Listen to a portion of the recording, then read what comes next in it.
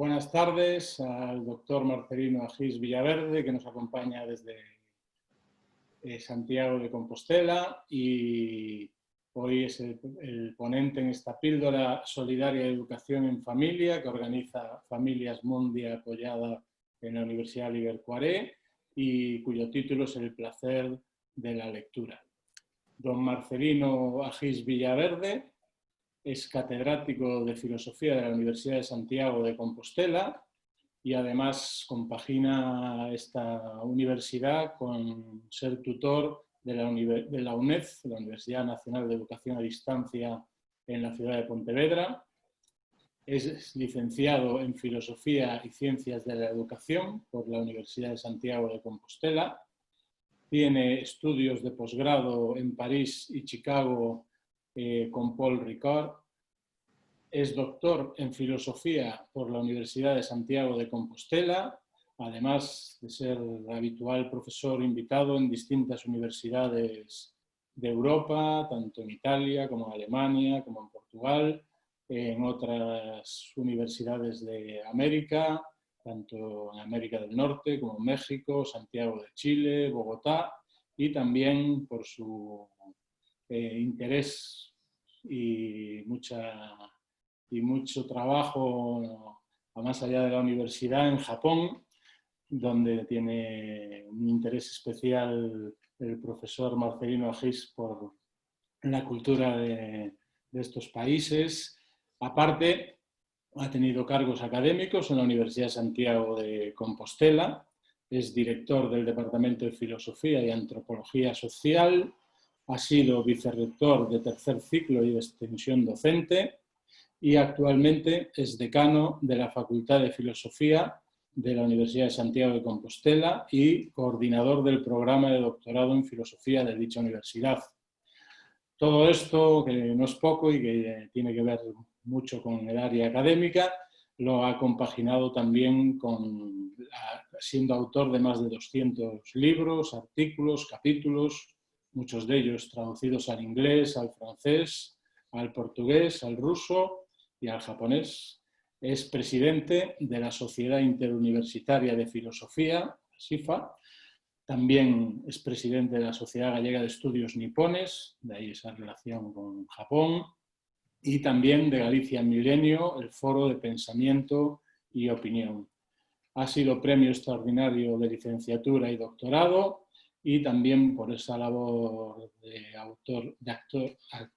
de escritor, recibió los premios de ensayo Manuel Murguía por su libro Historia do Pensamento Galego Contemporáneo y el premio de investigación en Humanidades Concepción Arenal por su libro Anatomía do Pensar, publicado por Galaxia en 2 volúmenes.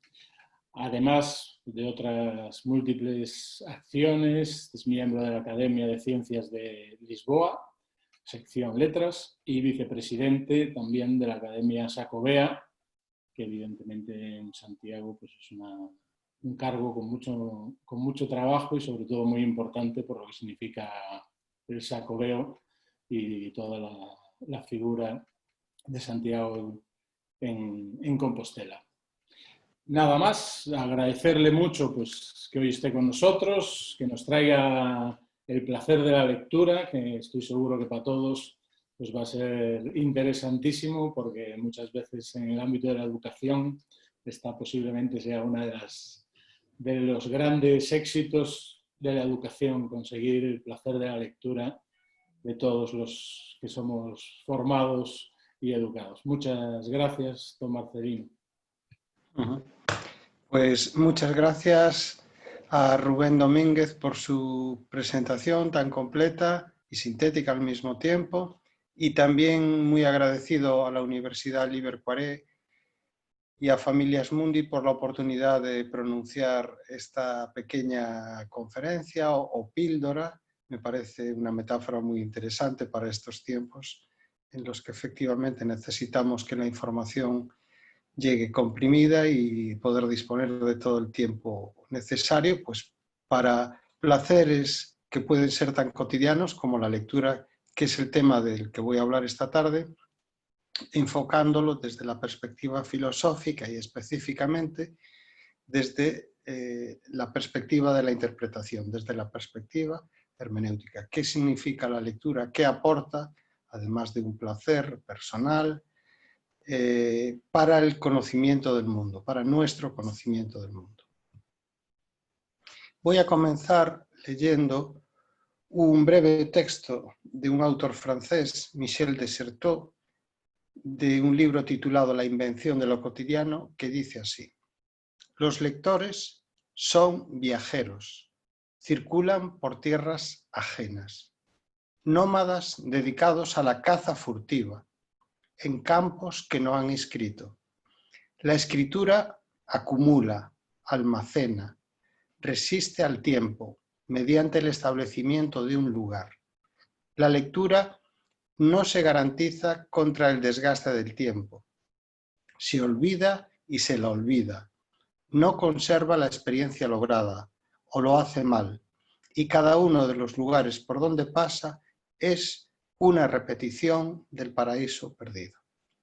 Me ha parecido, cuando leí este texto, que podría ser, ¿por qué no?, un magnífico índice para la intervención de esta tarde. De tal manera que estos conceptos o expresiones que ven subrayadas en negrita van a ser como nuestro índice en la píldora que presentaré. Comencemos por preguntarnos, de acuerdo con lo que nos decía Michel de Certeau, ¿por qué el lector es viajero? ¿En qué sentido puede considerarse viajero? ¿Y cuántos mundos podemos recorrer cuando leemos?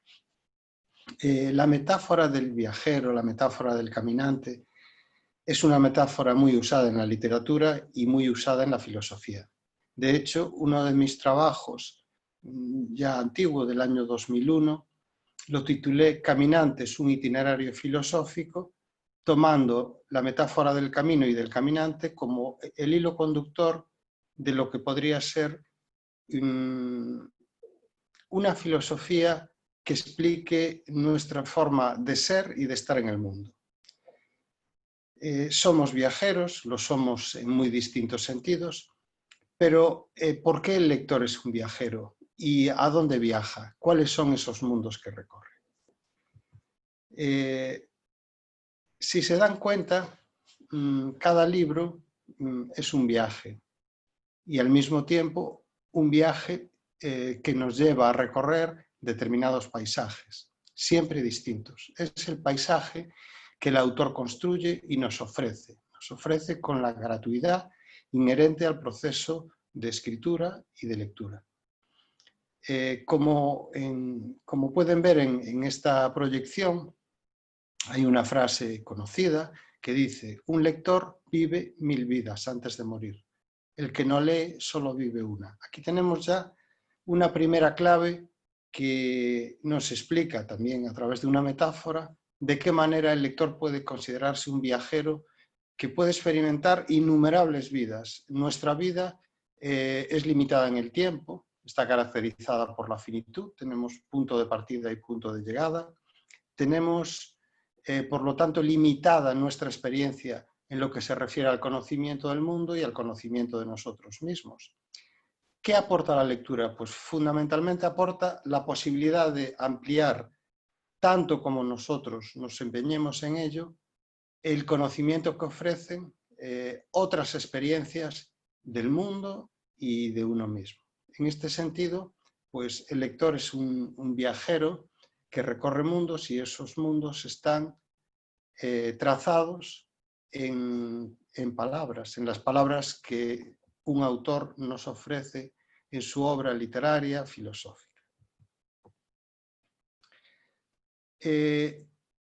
La pregunta que podríamos hacernos a continuación, puesto que circulamos por tierras ajenas al leer un libro que pertenece a un autor distinto de nosotros mismos, es ¿a quién pertenece la obra? Si la obra pertenece al autor, si la obra pertenece al lector, si la obra pertenece a ambos. Obviamente, pues la obra está protegida por derechos de autor y cuando el autor firma un contrato la editorial también tiene unos derechos para reproducirla, traducirla, etc. Pero no me refiero, cuando estoy preguntando a quién pertenece la obra, a este aspecto técnico-legal, que doy por supuesto, sino a un aspecto más filosófico. ¿Para quién escribe un autor? ¿Escribe para sí mismo por pura vanidad? ¿La obra nace siempre proyectada hacia el otro, hacia los lectores, hacia el público? ¿Pertenece, por lo tanto, al autor? ¿Pertenece a los lectores? ¿Pertenece a ambos? Para, de alguna forma, zanjar este tipo de interrogantes abiertos, me parece muy oportuno introducir una teoría que dejó escrita Paul Ricoeur, con el que tuve oportunidad de trabajar casi 20 años, en su obra Tiempo y Narración. Es la teoría de las tres mímesis. Defiende Ricoeur en esta obra, en Tiempo y Narración, que en todo proceso de lectura existen, de escritura a lectura, existen tres momentos. Existe un momento anterior a la obra, que es lo que él denomina prefiguración o mímesis 1, el momento previo, el horizonte que envuelve al autor cuando está a punto de escribir la obra, su circunstancia, diríamos en terminología orteguiana. Es el momento previo, la prefiguración, las condiciones, las circunstancias que envuelven al autor y a la creación. Está el momento creativo propiamente, la obra, la configuración de la obra, cómo se ha finalmente diseñado, configurado, cómo se ha escrito. Y luego está un tercer momento que introduce al lector, que es la refiguración.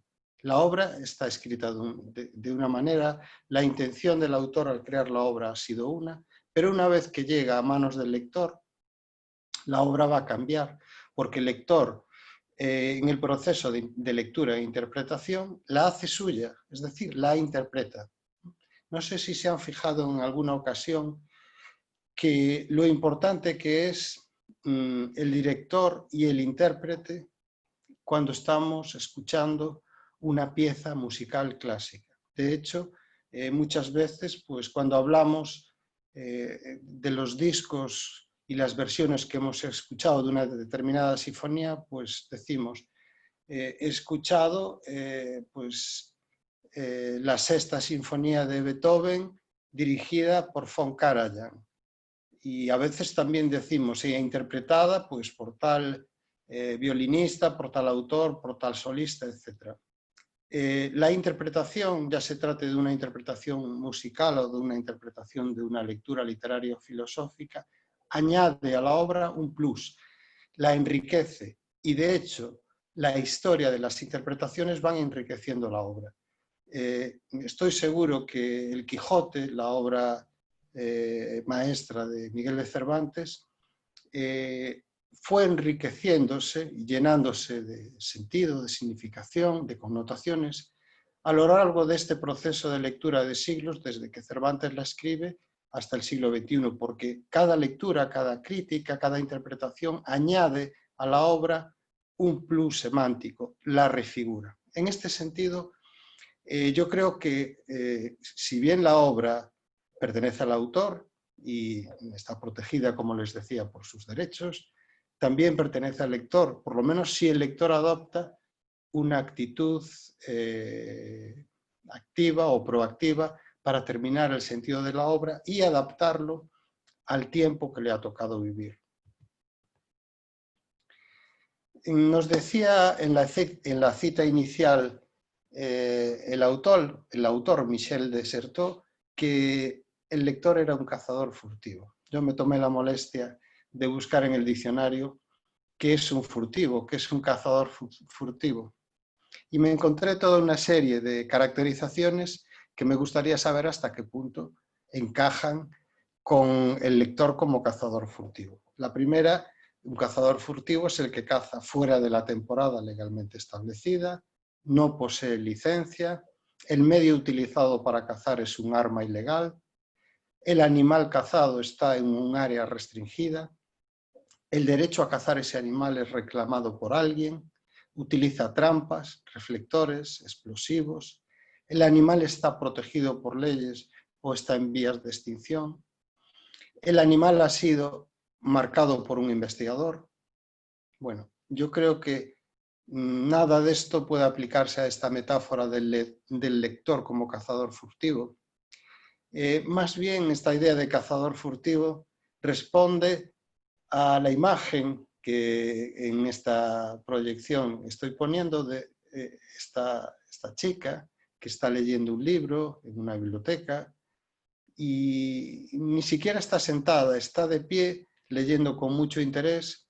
Diríamos que furtivamente la lectura atrapa y cada lector en este sentido es un cazador que atrapa lo que no le pertenece, lo que pertenece a otro, para hacerlo suyo. Ya he comentado antes este aspecto. Es furtivo y es un cazador furtivo, pero eso no significa que esté infringiendo ninguna ley o que no deba hacerlo, al contrario. En esta caza furtiva, enormemente enriquecedora desde el punto de vista personal, está también enriqueciendo, como acabo de comentar, la propia obra. Por lo tanto, con toda legitimidad, el lector es un cazador furtivo, pero en este caso, a diferencia de los furtivos tipificados en los códigos legales, pues no está cometiendo ningún delito, al contrario, está favoreciendo que esto que llamamos literatura se enriquezca con cada lectura. Decía también en la cita inicial nuestro crítico literario que la lectura se olvida y se la olvida. Lo que nos lleva a preguntarnos qué queda después de la lectura, si todo va a caer en ese saco, en ese agujero negro que es el olvido, ¿qué queda después de la lectura? Bueno, en primer lugar hay que distinguir, porque son realidades contrapuestas, la escritura como un monumento, como algo sólido y duradero, hecho con trazos para resistir el paso del tiempo. La escritura es un medio que nos permite la duración en el tiempo de un mensaje, de forma indefinida mientras dure pues, el papel o cualquiera que sea el soporte en donde está escrito el mensaje.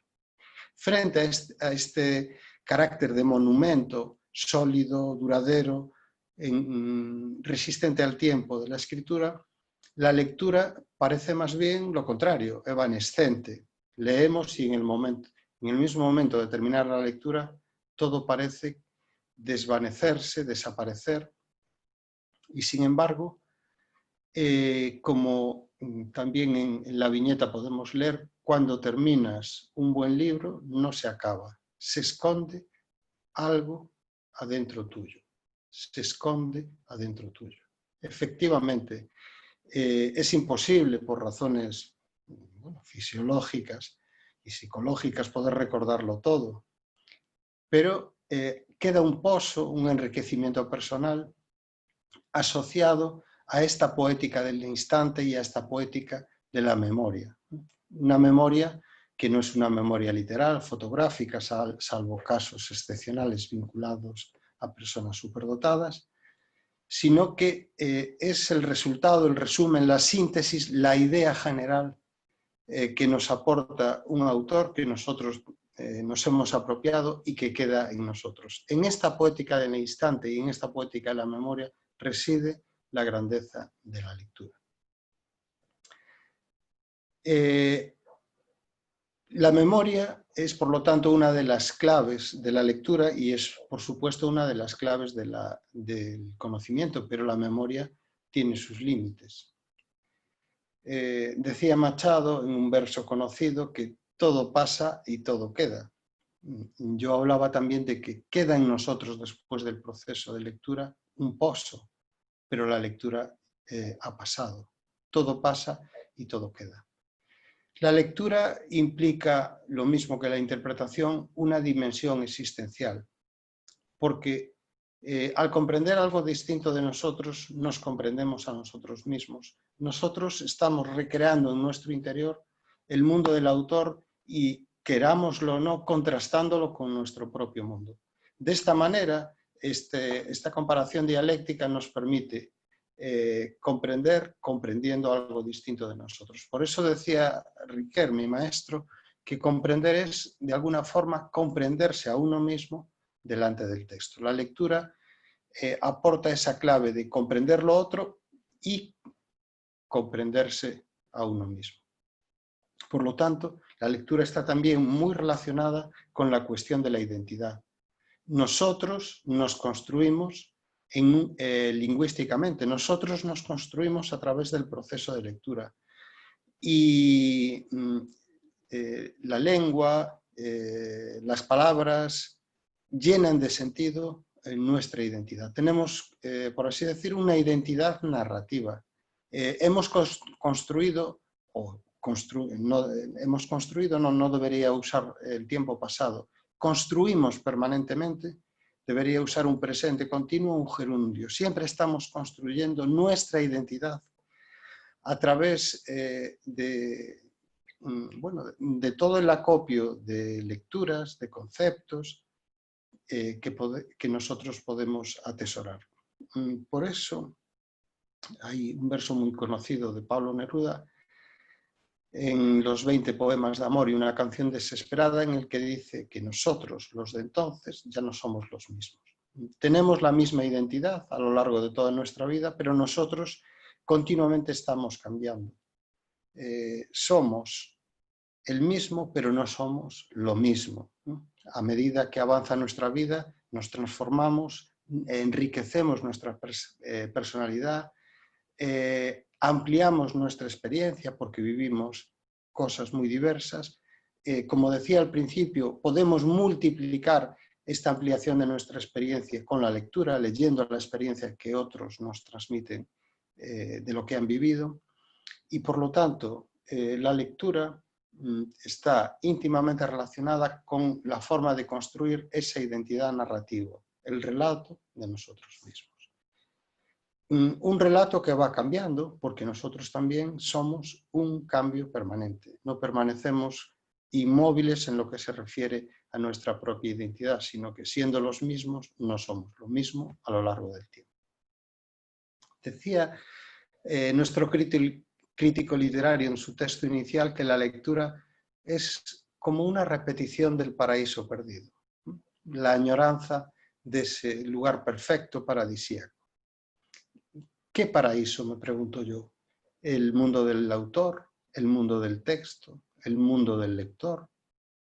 ¿O incluso el mundo como texto, que tanto le interesó a los autores medievales? Los autores medievales defendían que podían ver en el mundo el reflejo, en las maravillas del mundo, el reflejo de su autor. El mundo medieval es un mundo teocéntrico, Dios es el centro, Dios es el autor de la creación y en la creación podían ver la huella del creador. El mundo se convierte para los medievales en un texto y de ahí que la cuestión de la interpretación y la lectura en la Edad Media sea una cuestión central. La exégesis se desarrolla de una forma extraordinaria, fundamentalmente interpretando la Biblia, el libro entre los libros, pero también los libros de aquellos autores clásicos que los medievales llamaron autoridades. El mundo se convierte para ellos en su conjunto en un auténtico texto. Bien, yo no voy a elegir entre el mundo del autor, el del texto, el del lector, pero efectivamente existen diversos mundos cuando estamos haciendo referencia a una obra, a un libro, y como esbocé y todavía profundizaré un poquito más adelante, siendo distintos estos mundos, el del autor, el mundo del lector, el propio texto, que es un mundo en sí mismo, son mundos interrelacionados. Una cosa está clara, nos lo dice un autor medieval del siglo XII, Juan de Salisbury, en el Policráticos nos dice: el ocio sin letras es muerte y sepultura del hombre que vive. Si nos lo dice un autor del siglo XII, ya empezamos a percatarnos de que no es un hecho nuevo. La consideración de la lectura, de las letras, como algo inherente a nuestra forma de ser y de estar en el mundo, es un hecho que ya desde el mundo clásico, medieval y hasta el día de hoy, pues apreciaron filósofos, literatos, y de alguna forma, aunque vivimos en un tiempo pues, lleno de tecnologías que nos acercan la información de mil maneras, la lectura sea en un libro electrónico, sea en un libro en papel, sea en un PDF en el computador, sigue siendo una de las fuentes de enriquecimiento, una de las fuentes que nutren nuestra identidad, nuestro conocimiento de la realidad. Por lo tanto, no podemos concebir un ocio sin letras. Hablábamos antes que existen distintos mundos, el del autor, el lector, y existen también, cuando menos, dos relatos distintos de un libro. Les ofrezco aquí un esquema que tomé de un trabajo pues, ya relativamente antiguo de Todorov del año 1975, titulado La lectura como construcción. Es un artículo publicado en la revista Poética, y en este artículo defiende que, aunque el libro comienza como un relato del autor, no termina del mismo modo. Comienza como un relato del autor, nos permite conocer el universo imaginario, que evoca el autor. Ese universo es apropiado por el lector, por el universo imaginario construido por el lector, hasta que finalmente el lector construye su propio relato. No sé si se han dado cuenta o si han tenido la experiencia, yo supongo que sí, de haber leído una novela, una obra literaria que después se ha llevado al cine, y comprobamos hasta qué punto el universo imaginario que nosotros como lectores hemos construido no coincide y nos sorprende en ocasiones con el universo imaginario que en este caso el guionista, el director de cine, construye para ofrecernos con una ambientación, con unos actores, ese universo imaginario evocado por el autor. Bueno, pues de alguna forma a este hecho se está refiriendo Todorov. El libro ha partido de un relato de un autor, de un universo imaginario. Ese universo nos lo apropiamos y construimos un nuevo relato. Me parece un esquema especialmente interesante porque confirma mi idea, que transmití al principio, de que el libro de alguna forma es también del lector. También y necesariamente debe ser del lector, porque si no se convertiría en letra muerta, en una pieza de museo. Y lo más interesante del proceso de lectura, desde mi punto de vista, es poder vivificarlo, traerlo al presente, darle un sentido actual. Leer una obra en clave histórica, de ser posible, y supongo que pues, los historiadores, los eruditos que son capaces de reconstruir pues, el siglo IV a.C. podrían hacerlo, si están leyendo la obra de esa época, pero interesa reconstruir la obra con circunstancia histórica o interesa, además de conocer la circunstancia histórica, saber qué viene a decirme actualmente esa obra. ¿Por qué la leo? ¿Por qué la considero una obra clásica? ¿Por qué leo a Aristóteles, a Platón, a Miguel de Cervantes o autores que se han muerto hace muchos siglos y cuyas obras, aun siendo clásicas, pues no son del siglo XXI? Bueno, pues si de alguna forma seguimos leyendo a los clásicos, creo yo, es porque su mensaje, desde un cierto punto de vista, es intemporal y tienen siempre una información y algo que nos llena, que nos enriquece. Por lo tanto, la lectura, tal como yo la veo, es la culminación de la obra. Y cuando digo lectura, podría decir casi, utilizando otro sinónimo, la interpretación. La interpretación, la lectura, es la culminación de la obra. Toda obra está abierta. Hay un título clásico de una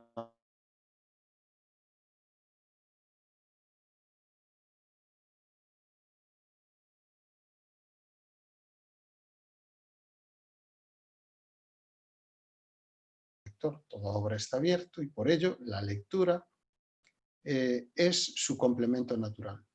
Leer no es más que encadenar un nuevo discurso al discurso del texto. Esta característica de los textos de admitir nuevos discursos para terminar su propio sentido nos habla de su carácter abierto, pero nos habla también del interés de la lectura y del interés de la interpretación.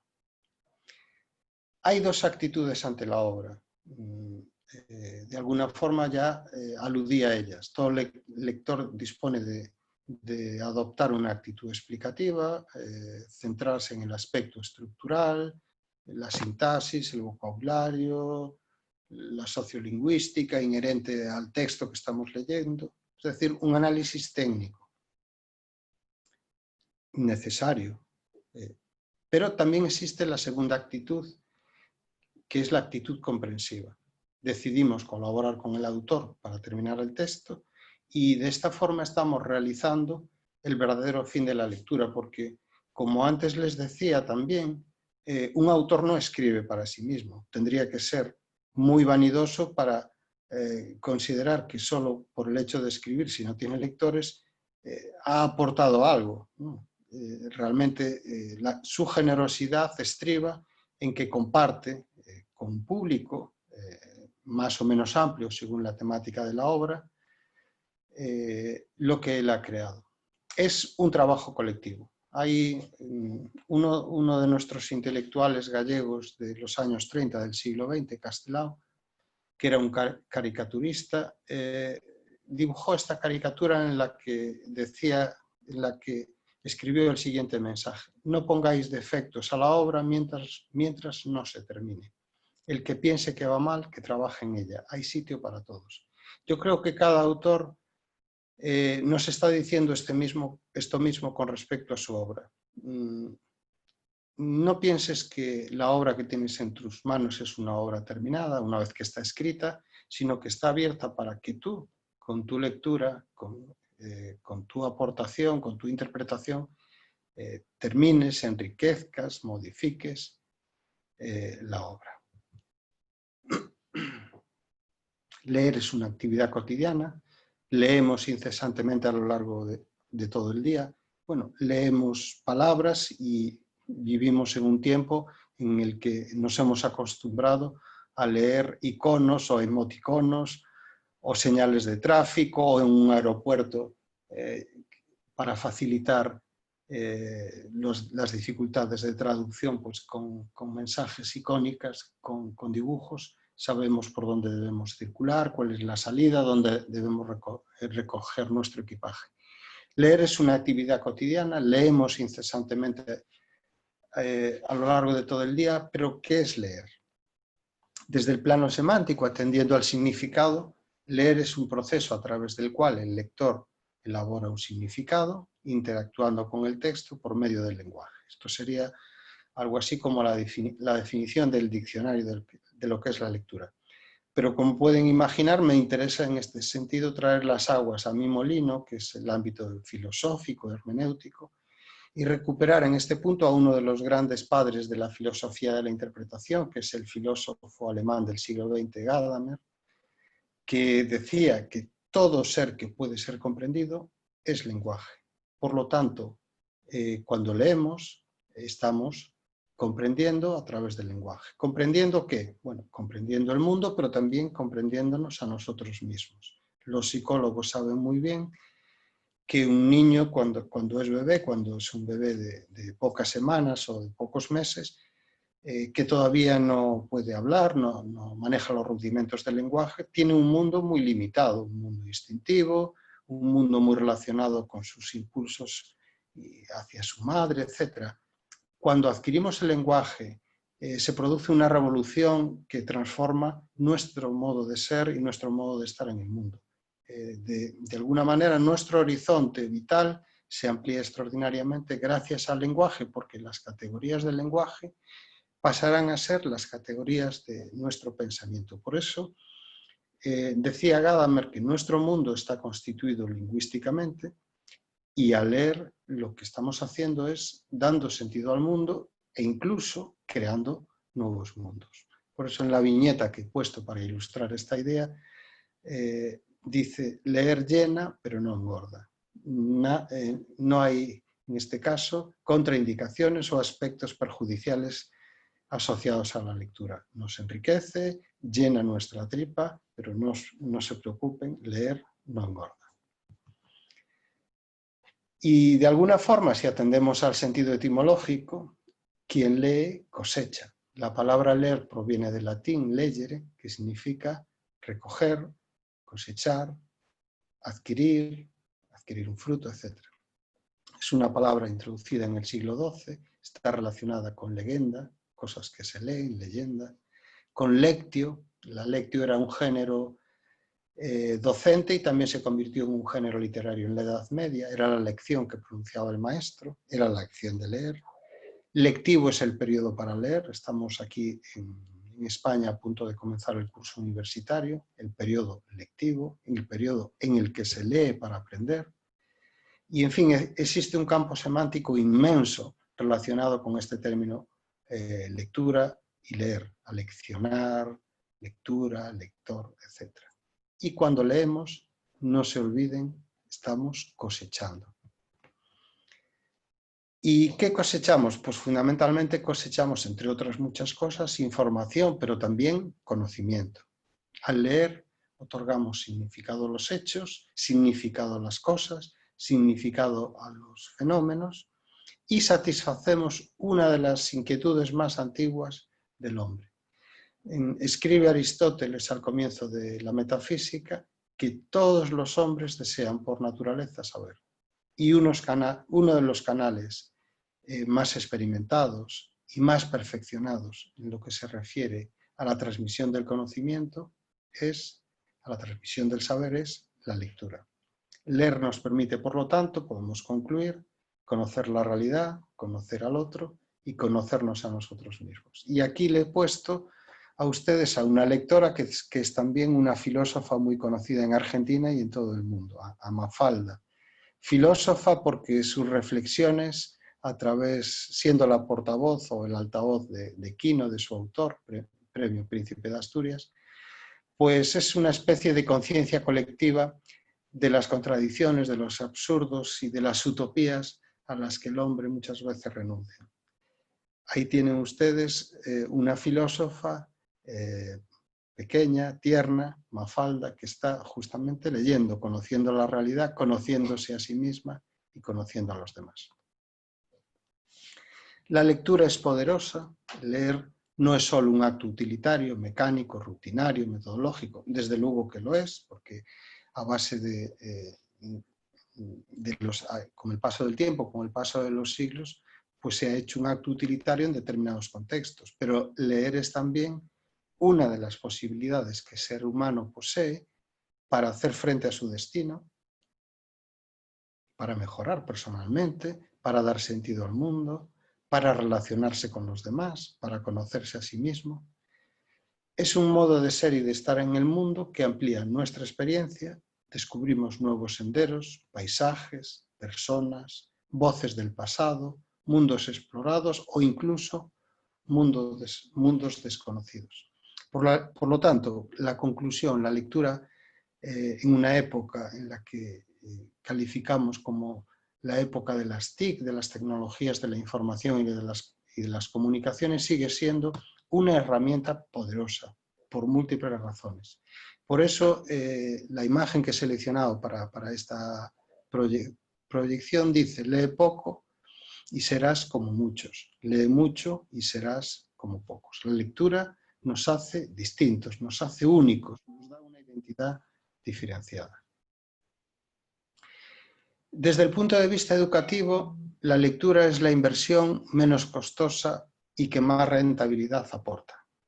En estos días en España, que estamos empezando las clases en la enseñanza infantil, en la enseñanza media y que pronto empezará la enseñanza secundaria y la universidad, pues nos damos cuenta de que la educación es costosa y sobre todo la educación en estos tiempos de pandemia en los que hay que mantener una distancia de seguridad, las clases no pueden ser masivas, las aulas, perdón, no pueden ser masivas.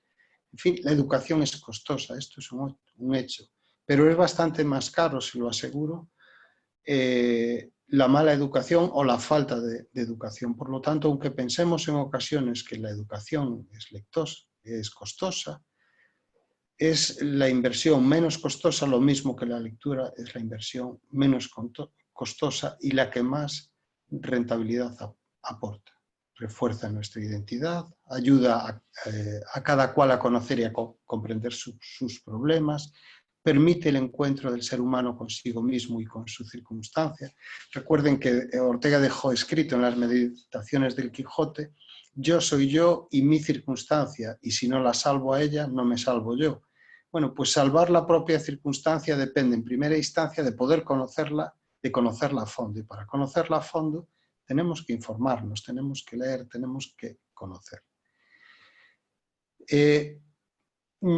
Yo puedo compartir como experiencia personal que una lectura oportuna en la escuela o bueno, en el nivel educativo en el que nos encontremos puede cambiar el destino de un niño. Les he puesto ahí la estampa de un viejo libro que existía en los años 60 y 70 en España, la enciclopedia de la editorial Álvarez. Era una enciclopedia que tenía diferentes grados.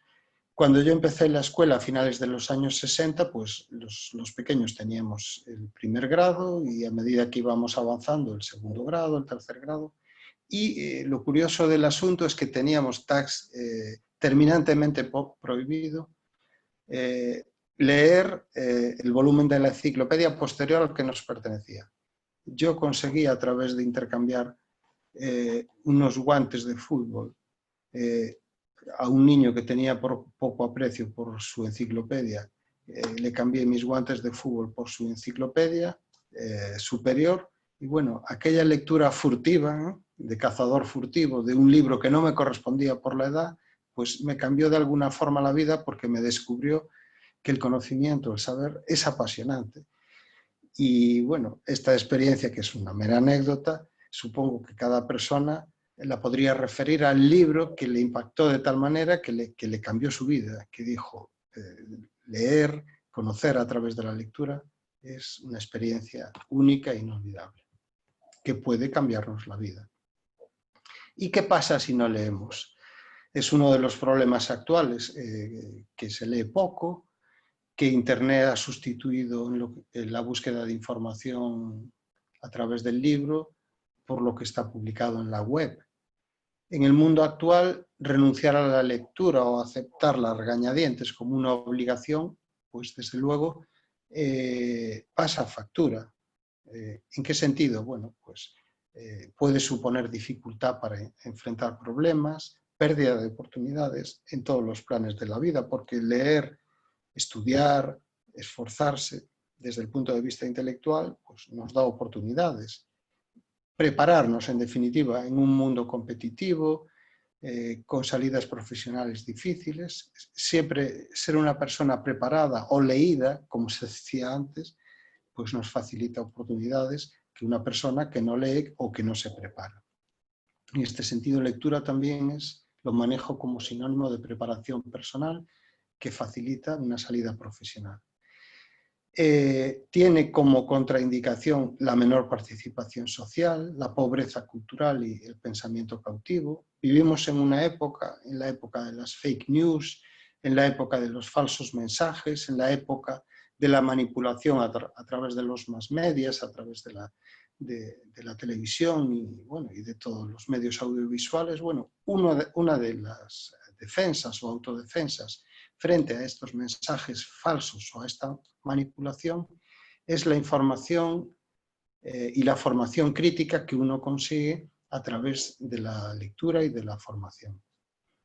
Problemas de autorrealización personal, menos autoestima. Por eso he puesto aquí, como ilustración de esta idea, acostumbra a tu hijo a leer. Un niño que lee será un adulto que piensa. Bueno, y pensar, pues, ¿qué les voy a decir yo a ustedes si me dedico a una actividad en la que a los filósofos le llamamos pensadores porque su actividad principal es el pensamiento? Y pensamos, no lo olvidemos, con palabras, ¿no? De forma que nuestro mundo está construido como un rompecabezas lingüístico. Para desentrañar ese rompecabezas debemos leer. El proceso de lectura es un proceso complejo, supone la asimilación de varios procesos simbólicos, la grafía, la palabra, el contenido, en fin, son una serie de procesos muy estudiados, tienen que ver con el aprendizaje, como les decía, están relacionados con el dominio de las leyes del lenguaje, tanto el lenguaje verbal lenguaje hecho de palabras, como el lenguaje no verbal, el lenguaje de los gestos para extraer significados. Es uno de los pocos procesos, el proceso de lectura, que es un medio, pero que también puede ser un fin en sí mismo, y en fin, es un elemento clave en el desarrollo humano. Por eso, esta estampa debería ser pues, habitual en nuestros hogares, ¿no? Acostumbrar a nuestros hijos a leer desde niños, pues, cuentos, libros adecuados a su edad, y no pensar que en la escuela se soluciona todo, porque no es así. La escuela tiene una parte del proceso, una parte en la responsabilidad de este proceso, pero el proceso comienza antes. ¿Para qué leer? Bueno, pues en esta viñeta Forges, que era un humorista y un dibujante genial, le está preguntando a alguien que está leyendo: hola, ¿qué haces? Leer por, ¿no? Leer se ha convertido incluso en una actividad extraña, porque vivimos en medio de un mundo que nos ofrece otros muchos canales para recibir la información, y podemos llegar a pensar ¿para qué se lee? ¿Qué sentido tiene leer? ¿Cuál es su finalidad? ¿Para qué leer? Bueno, pues si pudiese en este momento interactuar con todos los que están siguiendo mi intervención, pues le preguntaría ¿para qué leen ustedes? Y estoy seguro que sus respuestas serían bastantes más que los 18 conceptos, las 18 respuestas que yo he puesto aquí. Leemos para conocer, informarnos, disfrutar, relajarnos, formarnos, comprender, el desarrollo intelectual, vivir más vidas, soñar, desarrollar la imaginación, mejorar la ortografía, ¿por qué no decirlo?, compartir, simpatizar con el otro, socializarnos, ejercitar la mente, tan importante. Leer es un proceso paralelo en este sentido a la educación. No debería tener fin mientras físicamente podamos hacerlo, desde luego. Leer a lo largo de toda la vida los libros adecuados y que en cada momento nos interese. Leer ejercita la mente, nos permite expresarnos mejor, nos permite ser felices. A veces con esa felicidad que yo he llamado en el ensayo que antes les mostré, en Caminantes, un itinerario filosófico, la felicidad sostenible, la felicidad hecha de pequeños momentos, de la suma de pequeños momentos. Pero eso también es ser feliz. Y desde luego leer nos permite ser más libres. El Ministerio de Cultura de España hace ya muchas décadas promovió una campaña de lectura con carteles que colgaba en las paredes de las bibliotecas con esta estampa que les ofrezco aquí, un chimpancé que tiene un libro que está utilizando como sombrero y decía: tú que puedes, no te lo pierdas. Leer es una oportunidad única y un placer. Por favor, pruébalo, porque si lo pruebas, no te lo vas a perder. Y curiosamente, en el metro de Madrid, no hace mucho tiempo pusieron en marcha también una campaña de animación a la lectura. No sé si algunos de ustedes al pasar por Madrid la han visto, o en sus ciudades, si tienen metro, la han puesto en marcha. Ponían pegatinas en donde había un fragmento literario muy bien escrito y muy atractivo, que empezaba con letras muy grandes, iba decreciendo hasta letras muy pequeñitas y luego terminaba en puntos suspensivos. Realmente nos quedábamos con las ganas de saber cómo continuaba el texto. Era también una invitación a la lectura. Pues bien, y voy terminando, como acabamos de ver, no hay uno, sino múltiples motivos o fines de la lectura. Mejora nuestras destrezas expresivas, comunicativas, participativas, nos permite descubrir nuestras ideas y nuestro yo, nuestra identidad, es la base del autoaprendizaje, tan importante en una época en la que debemos enseñar a aprender, y es la base de la libertad, pues nadie hay más libre que una persona bien informada, o como antes les decía, una persona bien leída.